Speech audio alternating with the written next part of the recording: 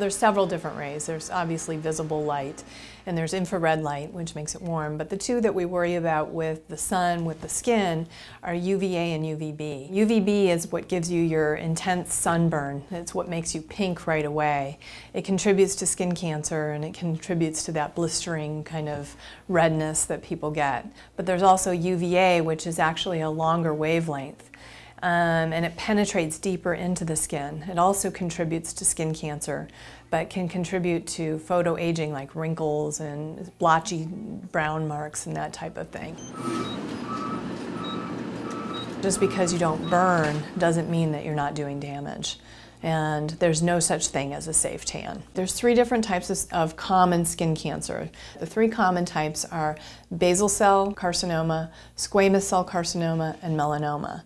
Melanoma is the deadliest skin cancer, and that can go internally and move around and can actually kill people. Basal cells and squamous cells are very common.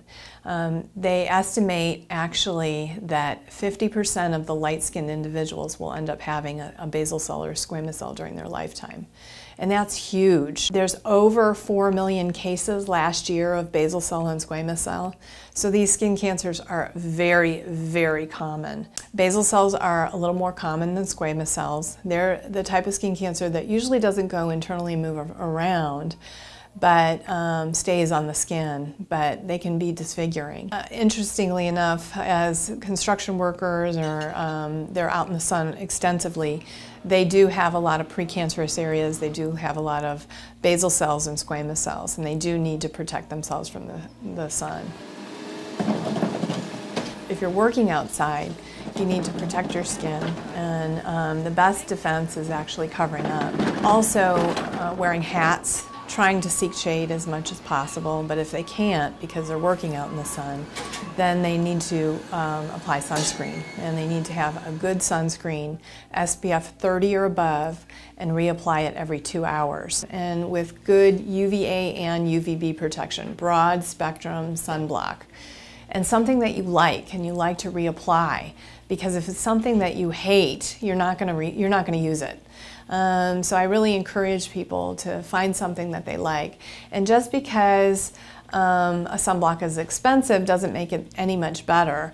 Actually, Target and Walmart's equate for Banana Boat or whatever is just as good as the expensive brand name. But you need to make sure that you like it and you'll reapply it.